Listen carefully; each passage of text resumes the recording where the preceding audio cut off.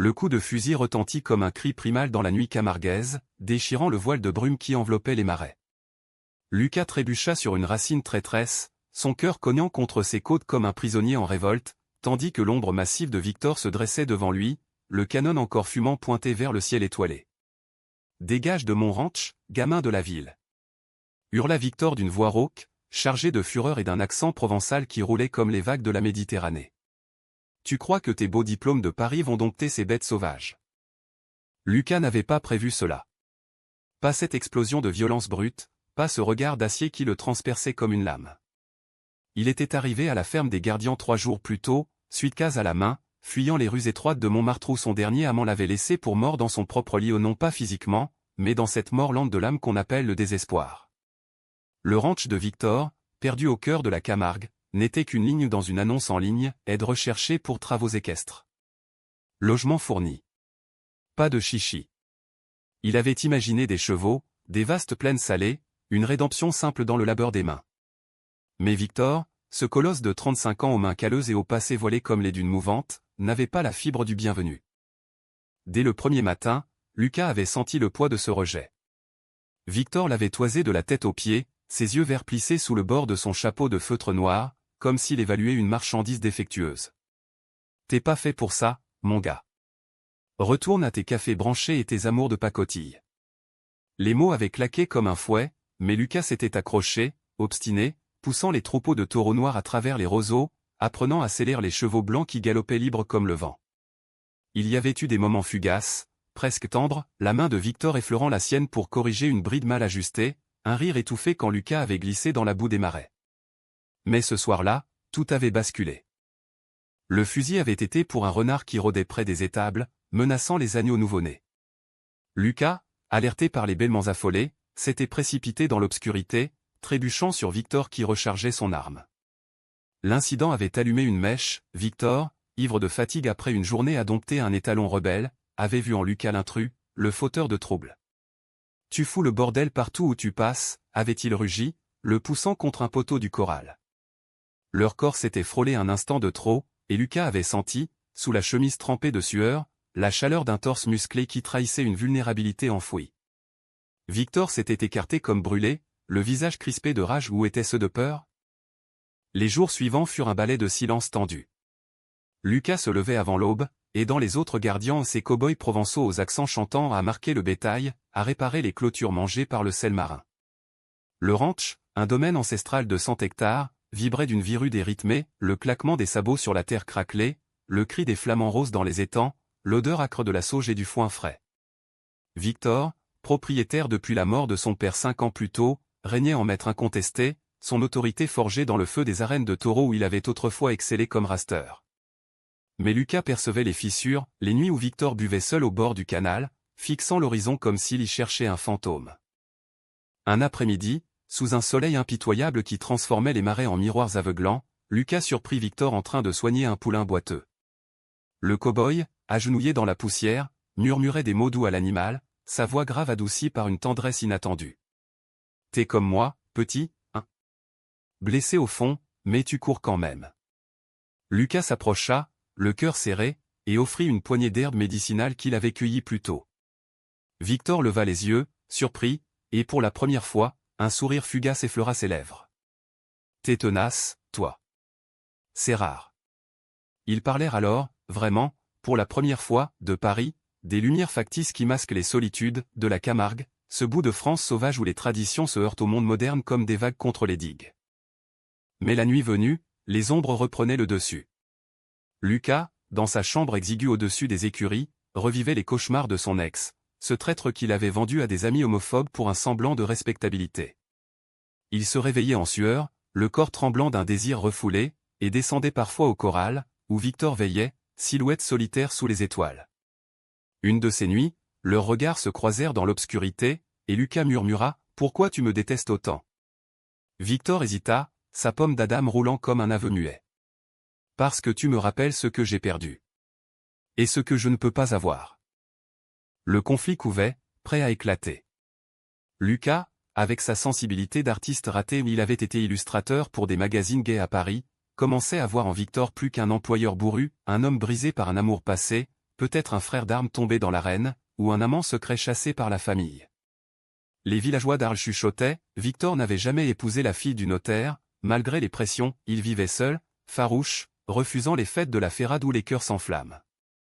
Lucas, lui, portait ses propres cicatrices, un coming out tardif à 25 ans, une mère qui l'avait renié, un père absent qui préférait les vignes du Bordelais à son fils, déviant. Le point de rupture survint lors de la grande transhumance. Les gardiens guidaient le troupeau vers les pâturages d'hiver, un cortège poussiéreux de 100 taureaux noirs sous un ciel d'octobre chargé de nuages noirs. Lucas chevauchait à l'arrière, son cheval nerveux sous lui, quand un taureau s'emballa, chargeant droit sur un veau égaré. Victor s'interposa, son lasso sifflant dans l'air, mais la bête le désarçonna, le projetant au sol dans un nuage de terre. Lucas sauta de sa monture, courant vers lui, ignorant les cris d'avertissement. « Victor !» Il le traîna hors de danger, ses mains sur le torse ensanglanté du cow-boy, palpant la blessure au flanc. Victor grimaça, mais ses yeux, fiévreux, se fixèrent sur ceux de Lucas avec une intensité qui fit vaciller le monde. À l'infirmerie du ranch, tandis que le médecin de Sainte-Marie bandait la plaie, Victor agrippa le poignet de Lucas. « T'es un idiot. » « Mais... » « Merci. » Ce fut le début d'une trêve fragile, une danse hésitante autour d'un feu intérieur. Les soirs suivants, ils partageaient des verres de pastis sur la terrasse en pierre, parlant de tout et de rien, des corridas où Victor avait frôlé la mort, des expositions parisiennes où Lucas avait exposé ses croquis érotiques. Une nuit, sous la lune pleine qui baignait les marais d'argent, leurs lèvres se frôlèrent à un baiser volé, âpre comme le sel de la mer, chargé de promesses et de peur. Pourtant, le ranch n'était pas un havre. Les rumeurs enflaient au village, un gamin de Paris, trop proche du maître des lieux. Et Victor, hanté par son passé, recula. Il avait aimé, autrefois, un jeune torero nommé Julien, mort dans l'arène 10 ans plus tôt, emportant avec lui le secret de leur passion. Depuis, Victor s'était muré dans le déni, épousant la solitude comme une armure. Lucas représentait la tentation, le risque de tout perdre à nouveau. On ne peut pas, Lucas. Pas ici. Pas comme ça. Les mots blessèrent plus que le fouet d'un taureau, et Lucas, le cœur en lambeaux, se jura de partir mais pas sans se battre pour cet amour naissant, aussi interdit qu'un orage en plein été camarguais. Les semaines qui suivirent la transhumance furent un tourbillon de silence complice et de regards volés, comme si le ranch entier conspirait pour les rapprocher. Lucas, désormais indispensable aux yeux des autres gardiens, excellait dans les tâches les plus ardues, il apprenait à manier le garrot avec une précision inattendue, ses doigts fins ceux qui avaient jadis caressé des toiles à l'huile ou se durcissant sur les rênes de cuir. Victor, en convalescence, le observait de loin, son corps encore faible mais son esprit en ébullition. Il revoyait sans cesse ce baiser sous la lune, la saveur salée des lèvres de Lucas, cette urgence qui avait fissuré sa carapace. « Qu'est-ce que tu me fais, bon sang » murmurait-il seul, face au miroir craquelé de sa chambre, où son reflet buriné par le soleil trahissait un homme au bord du gouffre. Le village d'Arles bruissait déjà de commérages. Marie, la boulangère aux joues roses et au tablier fleuri, glissait des regards en coin à Lucas quand il venait chercher le pain. « Dis-moi, le Parisien, c'est vrai que t'es. Tu sais, un de ces gars qui préfèrent les garçons ?» Lucas rougissait, balbutiant une dénégation, mais son cœur battait la chamade. La Camargue, cette terre de tradition catholique et de fêtes païennes, tolérait mal les amours qui défiaient les normes. Victor le savait mieux que quiconque, son père, un gardien légendaire, l'avait surpris autrefois avec Julien dans l'étable, et les coups de ceinture qui avaient suivi avaient marqué plus que la peau. Un homme se mesure à sa capacité à se taire, fiston. Et à enterrer ses faiblesses. Pourtant, l'attraction était magnétique. Un soir de novembre, alors que les premières pluies d'hiver tambourinaient sur le toit de tôle, Victor invita Lucas à une balade nocturne le long du Petit Rhône. Les chevaux avançaient au pas, leurs naseaux fumant dans l'air frisquet, et la conversation s'écoula comme un vin doux. Lucas confia son enfance à Bordeaux, ce père vigneron qui l'appelait « mon petit prince », avant de le renier pour un baiser surpris avec un camarade d'école. Victor évoqua Julien, sa voix se brisant sur le nom, comme un verre trop fin. Il était lumière, tu vois, dans ce monde de boue et de cornes acérées. Et quand il est parti, il s'arrêta, les yeux rivés sur l'eau noire du fleuve, où les étoiles se noyaient. Lucas posa une main sur son bras, un geste simple qui enflamma tout. Ils mirent pied à terre près d'une berge envahie de joncs, et là, sous le couvert de la nuit, leurs corps se trouvèrent enfin. Ce ne fut pas une étreinte douce, c'était une tempête, des mains rugueuses contre une police, des souffles haletants mêlés au murmure du vent. Victor, dominant, pressa Lucas contre un arbre noueux, ses lèvres conquérantes explorant le cou pâle, descendant vers la poitrine qui se soulevait en supplication muette. « Dis-moi d'arrêter, grogna-t-il, mais Lucas, les yeux mi-clos, répondit par un baiser plus profond, ses doigts s'enfonçant dans les boucles sombres de Victor, tirant comme pour ancrer ce moment dans l'éternité. Ils rentrèrent au ranch à l'aube, épuisés, comblés, mais un voile d'inquiétude planait. Victor, pragmatique, insista, ça reste entre nous. Le monde dehors. Il nous boufferait tout cru. Lucas acquiesça, mais son cœur, ce traître romantique nourri aux romans de Proust et aux films de Truffaut, rêvait déjà d'un avenir où l'amour triomphait des conventions. Les jours suivants furent idylliques, des rendez-vous clandestins dans les ruines d'une masse abandonnée, où Victor lisait à voix haute des poèmes de Verlaine, « Il pleure dans mon cœur comme il pleut sur la ville », sa voix grave transformant les mots en caresses, des matins où Lucas dessinait le profil de Victor endormi, capturant la courbe vulnérable de sa mâchoire, la cicatrice pâle sur son épaule gauche. Mais le conflit intérieur de Victor grandissait. Le ranch traversait une crise, une sécheresse persistante menaçait les pâturages, et les créanciers du village menés par le notaire Duval, un homme au sourire carnassier exigeait le remboursement d'un prêt ancestral. Victor, endetté jusqu'au cou, envisageait de vendre une partie des terres. C'est la survie, Lucas. Pas le choix. Mais Lucas, avec son idéalisme parisien, proposa une idée folle, transformer une parcelle en gîte écotouristique, attirant les amateurs de nature et de folklore camarguais. Imagine, des randonnées à cheval, des spectacles de gardiens. On pourrait même être nous-mêmes, un peu. Victor rit, amer. Toi et tes rêves de citadin. Ici, c'est la loi du plus fort. Et moi, je suis pas prêt à me faire lyncher pour un peu de tendresse. Les mots blessèrent, ravivant les doutes de Lucas. Était-ce de l'amour, ou juste une parenthèse pour Victor, un moyen d'oublier Julien? Les nuits devinrent plus courtes, les étreintes plus fiévreuses, comme si chacun pressentait la tempête. Et elle vint, sous la forme d'une lettre anonyme glissée sous la porte de Lucas, le maître c'est pour vous. Il va te virer. Sauve-toi avant qu'il soit trop tard. Paniqué, Lucas confronta Victor au petit matin, dans la cuisine où l'odeur de café fort masquait à peine l'attention. C'est vrai? Quelqu'un nous a vus? Victor blêmit, puis explosa, et alors? Tu crois que je vais tout plaquer pour tes caprices? J'ai un ranch à sauver, une réputation à tenir. La dispute dégénéra en cris, Victor accusant Lucas d'avoir apporté le chaos, Lucas reprochant à Victor sa lâcheté. Une gifle partit au pas de Victor, mais de Lucas, dans un élan de rage contenue. Le silence qui suivit fut assourdissant, plus douloureux qu'un coup de corne. Victor partit chevaucher seul, galopant vers les salins où le sel cristallin craquait sous les sabots comme des os brisés. Lucas, effondré, rangea ses croquis dans sa valise, prêt à fuir une fois de plus. Mais le soir même, un appel désespéré des gardiens le retint, un orage violent avait inondé les étables, libérant plusieurs chevaux dans les marais. La nuit fut un cauchemar d'efforts, sous la pluie battante, ils pataugèrent dans la boue, lanterne à la main, criant les noms des bêtes égarées. Victor et Lucas se retrouvèrent face à face au milieu du chaos, trempés, épuisés, leurs regards se croisant comme deux phares dans la tourmente. « Je suis désolé », murmura Victor, sa voix à peine audible par-dessus le rugissement du vent.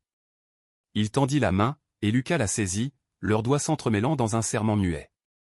Ils sauvèrent les chevaux ensemble, et dans l'aube grise, de retour au ranch, Victor attira Lucas dans ses quartiers. « Reste. S'il te plaît. J'ai peur, mais je t'aime. » Les mots, prononcés d'une voix brisée, étaient une reddition. Ils firent l'amour lentement cette fois, avec une tendresse qui effaçait les blessures, explorant chaque courbe comme un territoire nouveau, Victor murmurant des « je t'aime » contre la peau de Lucas, qui pleurait de joie et de crainte mêlées. Pourtant, la trahison guettait, tapie dans l'ombre des dettes et des secrets. Le notaire Duval, sentant la faiblesse, proposa un marché à Victor, épouser sa fille aînée, en échange d'une annulation de la dette. Pense à l'avenir du ranch, mon vieux. Les traditions, c'est ce qui nous tient.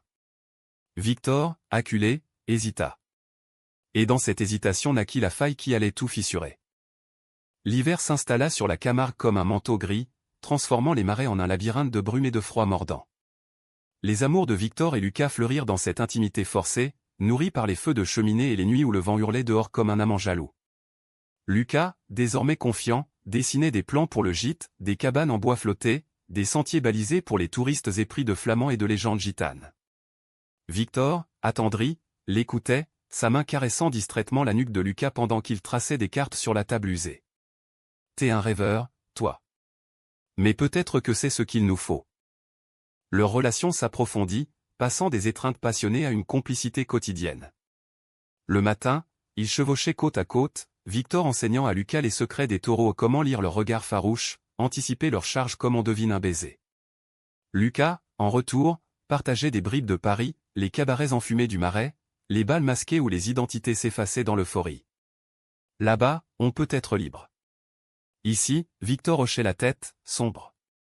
Ici, la liberté a un prix. Le mien a été payé par Julien.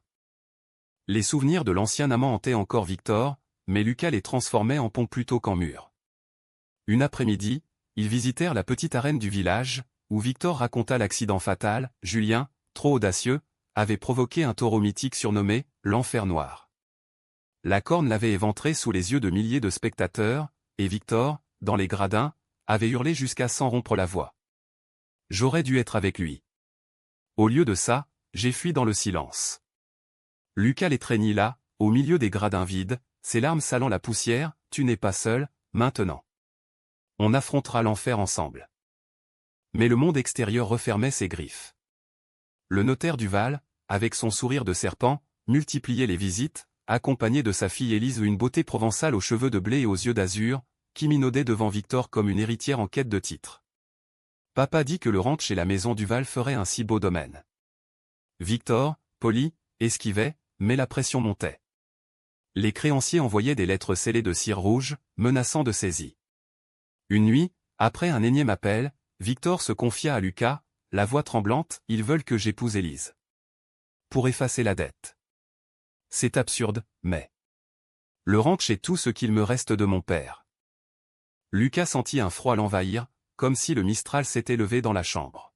« Et moi? Je suis quoi, dans tout ça? Un passe-temps ?» Victor le serra contre lui, désespéré. « Non, mon amour. T'es ma vie. Mais je dois trouver une solution. Donne-moi du temps. » Les jours suivants furent empoisonnés par le doute.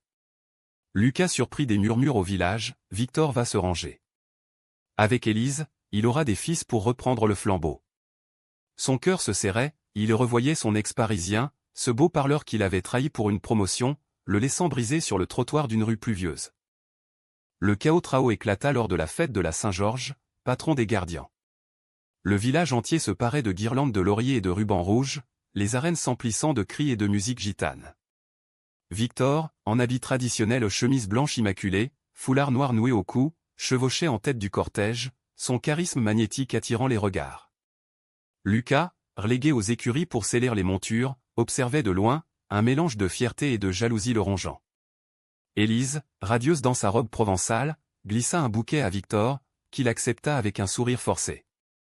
Le geste, anodin en apparence, fut comme un coup de poignard pour Lucas.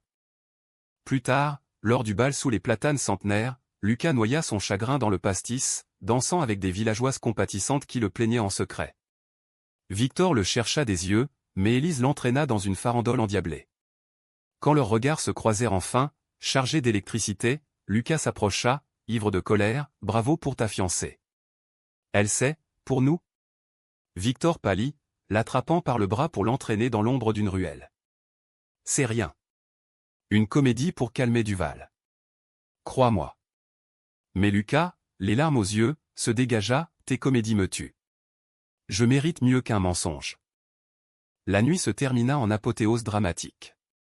Un orage éclata, chassant les danseurs sous les porches, et Victor, fou d'inquiétude, galopa jusqu'au ranch pour y trouver Lucas en train de boucler sa valise. « Pars pas. S'il te plaît. » Les mots étaient un plaidoyer, mais Lucas, le cœur en miettes, riposta. « Tu me demandes de rester pourquoi? Pour être ton secret sale? J'ai fui Paris pour ça. » Victor, acculé, avoua tout, le marché avec Duval, la tentation fugitive d'accepter pour sauver le ranch. « J'ai eu peur, Lucas. Peur de te perdre dans la ruine. » La trahison révélation brisa quelque chose en Lucas. Il frappa Victor au visage, un coup sec qui résonna comme un verdict. puis s'enfuit dans la nuit pluvieuse, sautant sur un cheval qu'il lança au galop vers les marais. Victor le suivit, le cœur battant, mais la tempête les sépara. Lucas, désarçonné par un faux pas, tomba dans un étang boueux, l'eau glacée l'engloutissant comme un reproche. Victor le repêcha in extremis, le portant jusqu'au ranch dans ses bras, trempé et tremblant. « Ne meurs pas.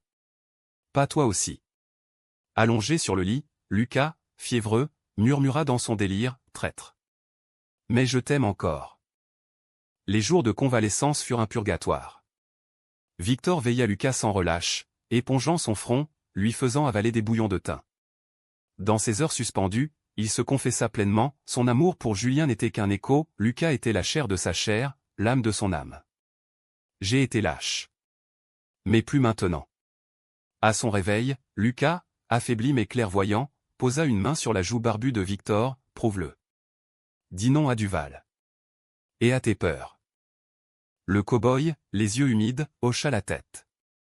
Mais la trahison n'était pas finie. Car Duval, sentant le vent tourner, ourdit un plan plus sournois, il répandit des rumeurs au village, accusant Lucas d'être un dépravé, venu ruiner le ranch. Les gardiens, loyaux mais superstitieux, commencèrent à murmurer, et une nuit, des pierres brisèrent les vitres de la chambre de Lucas. Victor, furieux, confronta Duval en public, lors d'une assemblée au café du village, « Le ranch est à moi. Et mon cœur aussi. Lucas reste. » Point final. Le scandale éclata comme une bulle de savon. Élise, blessée dans sa vanité, jura vengeance, et les créanciers saisirent les terres. Victor et Lucas, unis dans l'adversité, luttèrent côte à côte, ils organisèrent une collecte pour le gîte, invitant des journalistes parisiens à découvrir la vraie Camargue queer. Les premières réservations affluèrent, portées par un article dans Le Monde, « Amour et tradition dans les marais salés ». Mais le vrai chaos vint d'une source inattendue, Victor découvrit que Duval avait falsifié des documents pour gonfler la dette, un acte de trahison pur pour s'approprier le ranch. Armé de preuves des lettres cachées dans le bureau du notaire, Victor porta plainte, déclenchant une enquête qui ébranla le village. Dans la tourmente, leur amour fut testé une dernière fois, Lucas, doutant encore, proposa de partir pour protéger Victor. « Non », répondit le cow-boy, le serrant fort. « On affronte ça ensemble. Comme des hommes. » Le printemps revint sur la Camargue avec une douceur insolente, les flamants roses teignant les étangs de rose et de blanc, comme un clin d'œil à la résurrection. L'enquête sur Duval progressait, les gendarmes, venus d'Arles dans leurs uniformes impeccables, fouillèrent les archives du notaire, révélant un réseau de fraude qui impliquait plusieurs familles endettées.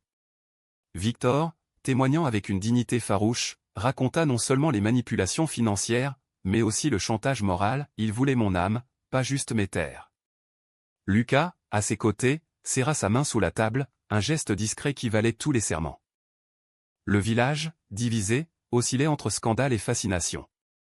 Certains gardiens, comme le vieux Raoul aux moustaches jaunies, vinrent serrer l'épaule de Victor, « T'as du cran, patron. Et ton parisien. Il a du cœur. » D'autres, imprégnés de préjugés ancestraux, crachaient par terre en passant devant le ranch. Élise, humiliée, quitta Arles pour Marseille, emportant avec elle les illusions d'une vie rangée. Mais la trahison de Duval avait un prix, il tenta, dans un dernier sursaut, de discréditer Victor en révélant publiquement son passé avec Julien, via une lettre ouverte dans le journal local. Un homme qui aime les hommes ne peut pas mener un ranch honnête. Les mots frappèrent comme une corne de taureau. Victor, blême, lut l'article à voix haute dans la cuisine, sa voix se brisant sur les insultes homophobes. Lucas, les poings serrés, explosa, « C'est fini, Victor. On vend tout et on recommence ailleurs. À Paris, ou en Amérique là où l'amour n'est pas un crime. » Mais Victor, les yeux flamboyants, secoua la tête, « Non. Fuir, c'est ce que j'ai fait avec Julien. Cette fois, on se bat. Pour nous. Pour ce ranch qui est notre maison. » Ils contre-attaquèrent avec une audace romantique, une soirée ouverte au ranch, baptisée « Nuit des marais libres », où gardiens, gitans et touristes se mêlaient autour de feux de camp. Lucas, en hôte charismatique, présenta ses dessins des croquis érotiques et tendres de cow-boys enlacés sous les étoiles, tandis que Victor raconta son histoire sans phare, l'amour pour Julien, la perte, et maintenant, cet amour pour Lucas qui le rendait plus fort. L'amour n'est pas une faiblesse. C'est la vraie force des gardiens. La foule, d'abord silencieuse, applaudit, et des dons affluèrent pour renflouer le ranch. Pourtant, le conflit personnel culmina en une nuit de crise. Duval, libéré sous caution, s'invita au ranch, ivre de rage, un pistolet à la ceinture, un reliquat des chasses illégales qu'il affectionnait. « Tu vas payer, Victor. Ton petit cul de Parisien t'a perverti. » Les mots déchaînèrent l'enfer. Duval visa Lucas, qui se tenait près du corral, mais Victor s'interposa, le plaquant au sol dans une lutte fratricide. Les coups pleuvaient, le sang coulant sur la terre sacrée, mais Lucas, hurlant, saisit une fourche pour désarmer l'agresseur. Les gendarmes arrivèrent à temps, emmenant Duval menotté, son empire de mensonges en miettes. Blessé à l'épaule où une balle éraflée, Victor s'effondra dans les bras de Lucas, qui le pansa avec des mains tremblantes. « C'est fini, mon amour. Il ne nous touchera plus. » Dans la chambre éclairée à la bougie, ils se levèrent l'un contre l'autre, leurs corps entrelacés comme des racines dans la boue fertile. Victor, vulnérable, confessa ses dernières peurs. « Et si on n'est pas assez fort? Si le monde nous sépare ?» Lucas, les lèvres contre son oreille, murmura « Alors on recommencera. » 1000 fois. Parce que notre amour est plus sauvage que ces taureaux. L'été apporta la guérison. Le gîte ouvrait ses portes, des cabanes cosy au toit de chaume, des ateliers d'initiation au raset, et même un coin, amour libre, où les couples hétéros ou non pouvaient célébrer des unions symboliques sous les chênes lièges. Victor et Lucas, officiant comme maîtres de cérémonie, échangèrent des vœux discrets lors d'une pleine lune, je te promets les marais et les tempêtes, la sueur et les rires. Pas de bague, mais un lasso tressé, symbole de leur lien indissoluble. Mais la trahison laissait des cicatrices. Lucas, hanté par la violence, eut des nuits d'insomnie où il revoyait le canon braqué sur lui. Victor, lui, luttait contre la culpabilité, j'aurais dû te protéger mieux. Ils consultèrent un thérapeute de Montpellier, un homme sage aux accents catalans, qui les guida vers une intimité plus profonde des séances où il parlait de Julien, de l'ex de Lucas, transformant les fantômes en alliés. Leur amour s'enrichit de cette humanité, des dîners aux chandelles avec des recettes provençales, des balades à vélo le long des canaux, où Victor cueillait des fleurs des marais pour Lucas, qui les pressait dans un carnet comme des serments. Le village évoluait aussi. Raoul organisa une ferrade inclusive, invitant des couples gays à participer, et les gitans, avec leur tolérance nomade, chantèrent des airs d'amour universel autour des feux. Pourtant, des ombres persistaient. Un article sensationnaliste dans un tabloïd parisien titra « Le cow-boy gay de Camargue, scandale ou renaissance », attirant des touristes curieux mais aussi des haineux. Une nuit, des graffitis homophobes souillèrent les murs du ranch, pédés dehors. Victor et Lucas les effacèrent ensemble, leurs épaules se frôlant dans un silence solidaire. C'est dans cette résilience que leur passion se fit plus romantique, plus charnelle. Une après-midi doux, sous un soleil de plomb, ils s'échappèrent vers une plage secrète des Saintes-Maries, où la mer Méditerranée léchait les dunes comme une amante. Nus sur le sable chaud, ils s'aimèrent avec une lenteur paresseuse, Victor traçant des motifs de sel sur la peau de Lucas, qui riait aux éclats quand les vagues les chatouillaient. « Tu es mon océan », souffla Victor, et Lucas répondit, « Et toi, mon ranch éternel ». Mais le destin, ce farceur, réservait une ultime épreuve. Duval, jugé et condamné à 5 ans de prison, envoya une lettre de repentance à Victor, « J'ai trahi par jalousie. Ton amour m'a fait voir ma laideur. Pardonne. » Victor, magnanime, répondit par le silence, mais Lucas insista, « Le pardon, c'est notre force. » Ils visitèrent Duval en cellule, un geste humaniste qui fit les gros titres, réconciliation dans les barreaux. Le notaire, brisé, avoua ses propres luttes. Un frère gay renié, et une alliance naquit. Duval, libéré conditionnellement, devint allié discret du gîte, canalisant ses contacts pour booster les affaires. L'automne ramena les transhumances, mais cette fois, Victor et Lucas menaient le troupeau main dans la main, non pas littéralement, mais dans une harmonie visible qui défiait les murmures. Le ranch prospérait, les cabanes étaient pleines de voyageurs en quête d'authenticité, des Américains fascinés par ce Far West français, des Parisiens fuyant le bruit pour des nuits étoilées. Lucas exposa ses dessins à Arles, lors des rencontres de la photographie ou une série intitulée « Amour salé », où des silhouettes enlacées se fondaient dans les paysages camarguais. Victor, fier, inaugura l'exposition d'un baiser chaste sur la joue de Lucas, sous les flashs des appareils. Leur vie quotidienne était un poème vivant, les matins où Victor préparait un aioli rustique, Lucas le taquinant sur ses « manières de cuistot », les soirs où il dansait nu dans la cour, au son d'un accordéon gigant porté par le vent. L'intimité physique s'était affinée, devenant un langage. Victor, autrefois brusque, apprenait la douceur, explorant Lucas avec des doigts patients, des murmures en provençal qui faisaient frissonner. mis à mort, tu es mon sel, ma mère, Lucas, en retour, dessinait sur le corps de Victor des cartes imaginaires, ici, le cœur, là, l'âme rebelle, transformant chaque caresse en œuvre d'art. Pourtant, les échos de la trahison résonnaient encore. Lucas, parfois, se réveillait en sursaut, revivant la nuit de l'orage, et Victor le berçait comme un enfant, je suis là. Toujours. Ils adoptèrent un rituel, chaque pleine lune, ils galopaient jusqu'au Rhône, jetant une pierre symbolique dans l'eau pour exorciser les fantômes. Julien y trouva paix, l'ex de Lucas y sombra, et Duval devint un souvenir fade. Cette humanité au pardonné sans oublier forgea leur lien en acier trempé. Le chaos au final, inattendu, fut une joie, une grossesse surprise. Non, mais une adoption. Raoul, mourant d'un cancer foudroyant, légua à Victor non seulement sa part du ranch, mais confia son petit-fils orphelin, un gamin de 10 ans nommé Théo, aux cheveux roux et aux yeux curieux. Élevez-le bien, vous deux. Montrez-lui que l'amour n'a pas de genre. Victor, ému aux larmes, accepta, et Lucas, sentant un nouveau chapitre s'ouvrir, embrassa le front ridé du vieil homme, on en fera un gardien du cœur. Théo s'intégra comme un poulain sauvage, il apprit à monter à cru, à dessiner avec Lucas, à écouter les histoires de Victor sur les taureaux mythiques. Les trois formaient une famille improbable cow-boys, artistes, enfants des marais, célébrant Noël autour d'un feu avec des télines grillées et des chants occitans. Le village, conquis, organisa une fête en leur honneur, les gardiens de l'amour, avec des danses et des discours larmoyants. Même Élise revint, repentante, offrant un bouquet de lavande, vous avez gagné. Et moi. J'ai appris. La fin n'était pas une clôture, mais une ouverture. Un soir d'hiver, alors que la neige rare en Camargue saupoudrait les roseaux, Victor et Lucas se tinrent sur la terrasse, Théo endormi à l'intérieur. On a traversé l'enfer, murmura Victor, sa main sur la taille de Lucas. Et on en est sorti plus fort. Lucas, les yeux sur l'horizon où la mer rejoignait le ciel, répondit, c'est ça, l'amour, pas parfait, mais vrai. Comme ce ranch boueux, sauvage, éternel. Leur baiser, sous les flocons éphémères, c'est là un pacte humaniste, aimer sans chaîne, pardonner sans amnésie, vivre avec la passion d'un taureau et la tendresse d'un poulain. Le ranch, sauvé, devint un phare pour d'autres âmes errantes, un havre où les amours LGBT trouvaient écho dans les cris des flamands. Et Lucas, qui avait voulu aider, découvrit qu'il avait été sauvé en retour. Victor, le cow-boy qui ne voulait de personne, avait ouvert son cœur comme une barrière rouillée sous le soleil. Dans la nuit camarguaise, où les étoiles dansaient comme des amants libres, ils s'endormirent enlacés, rêvant d'un demain où l'amour, enfin, n'aurait plus à se cacher.